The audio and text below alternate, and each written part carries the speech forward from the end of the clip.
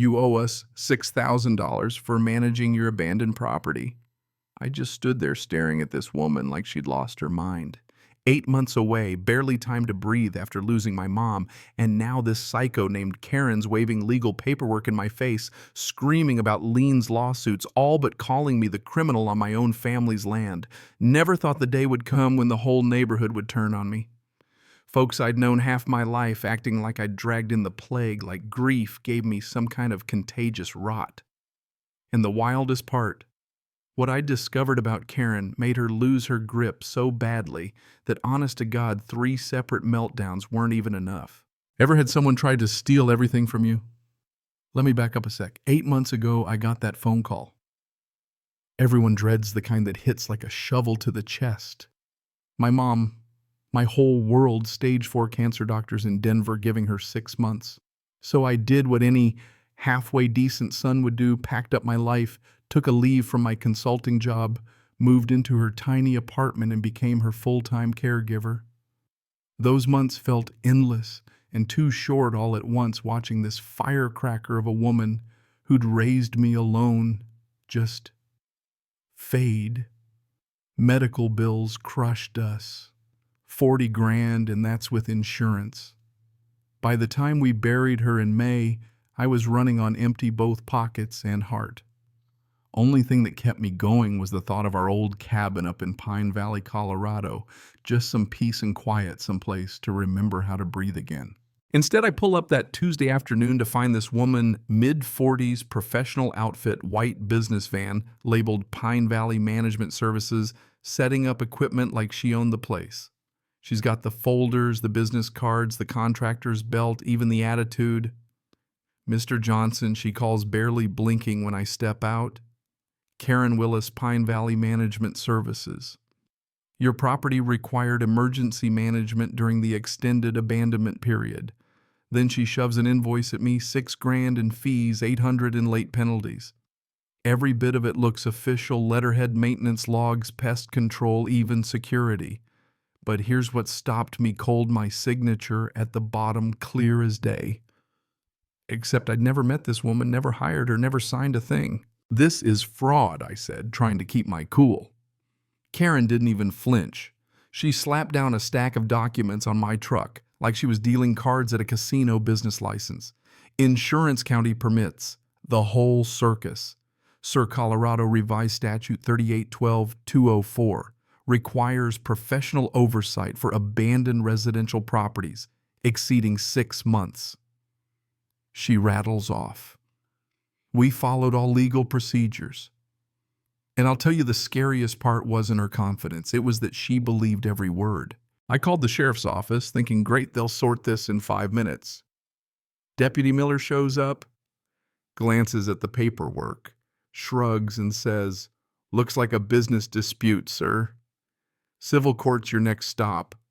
Felt like someone sucker punched me. Month after my mom's funeral, and I'm fighting a legal battle with a stranger trying to steal my childhood home.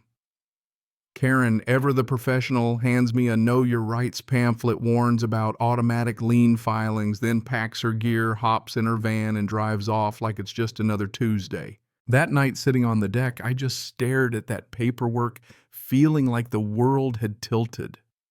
My phone kept buzzing with friends asking if I was doing okay.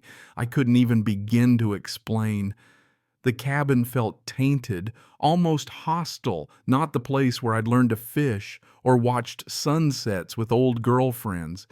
And that signature, God, it looked close enough to make me doubt myself. Was I losing it? Grief makes you forgetful, right? Next morning, things get weirder. County utility truck parked at the end of my driver, peering through binoculars. No paperwork, no note, just the feeling of being watched. Karen's escalation was surgical legal, 1 minute intimidation the next. Then the bomb drops a photograph of my mother's grave, fresh flowers I'd left 3 days ago, and a Pine Valley Management Services card propped right on her headstone. Message received. Shaking, I called Tom, my college buddy turned Boulder lawyer. "Man, I need help. Someone's trying to steal my place, and they just threatened my mother's grave." He was in the car 20 minutes later. Meanwhile, my neighbor Mike, retired sheriff's deputy, solid as a rock, comes by eyes wide. Jack, that woman's no amateur. She used to work in county planning, knows every loophole in the book. Mike warns that after the county digitized land records in the 70s, things got messy, plenty of gaps for someone with inside knowledge to exploit. When Tom arrives, we spread out Karen's documents on my kitchen table, including that graveyard photo. He's grim, says this isn't just fraud. It's a sophisticated attempt to claim authority over the whole property. He digs into the digital records, and half an hour later, his jaw just about hits the floor. Jack, according to county records, your family's land hasn't been fully resolved since the 70s reorganization. But let me call the clerk. He gets Rebecca Hayes on speaker. She finds the original 1952 homestead deed, my granddad's claim to 1,847 acres. The whole Pine Valley development sits on Johnson family land. Turns out I didn't just own a cabin, I owned the entire valley. The realization nearly knocks me flat.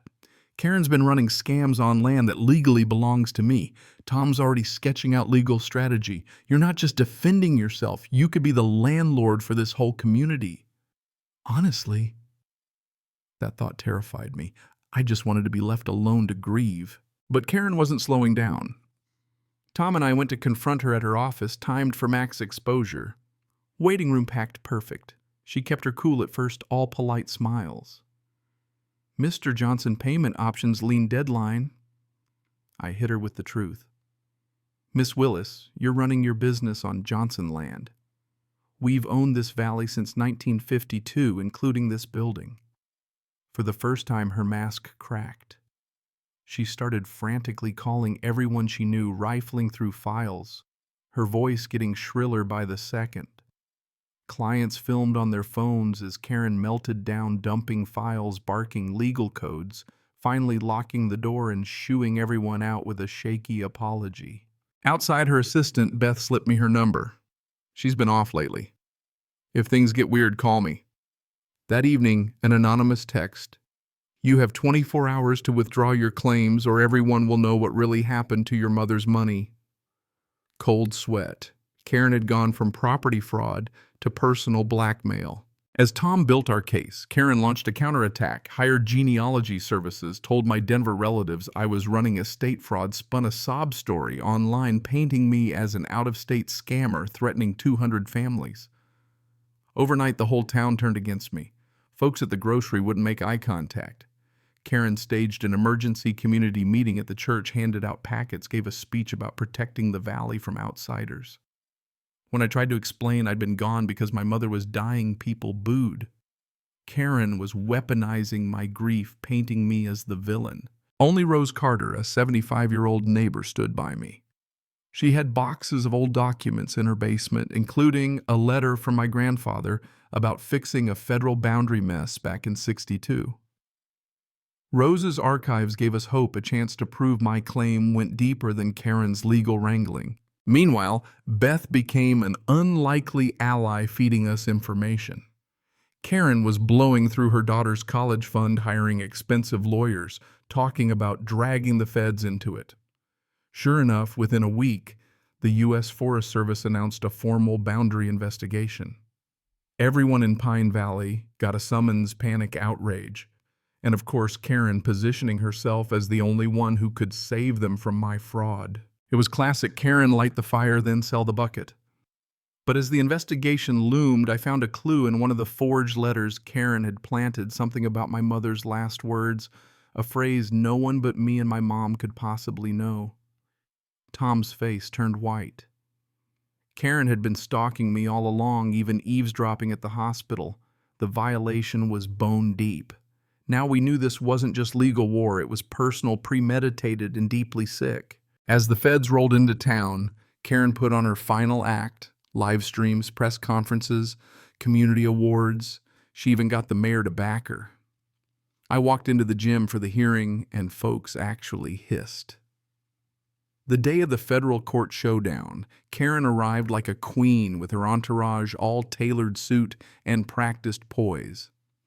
In the courtroom, she delivered a speech worthy of a movie, charts testimonials, tales of heroic stewardship.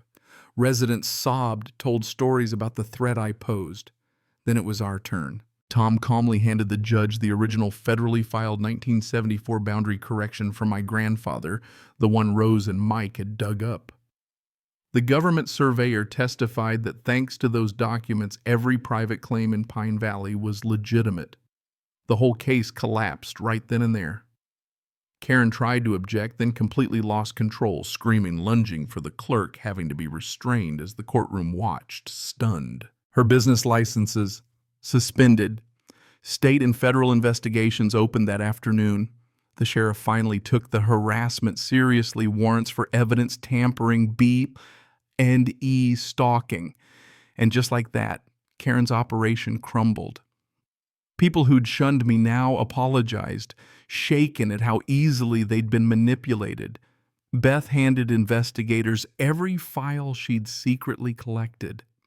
Rose became the community historian, her basement collection now at the new community center we built in Karen's old office. In the end, Karen got 3 years in prison restitution to her victims and a permanent ban from property management. Her daughter went on to study social work, determined to help people the right way.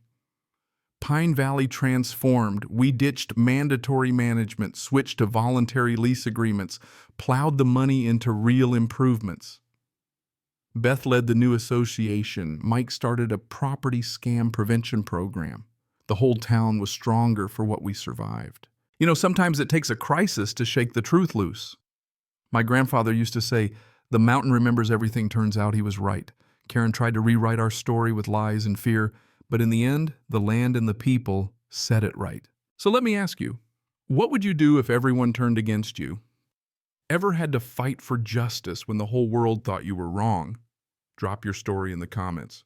I read every single one, and it's those voices that remind me why we keep fighting. Smash that like button if you believe real justice matters, and I'll see you in the next story. Take care.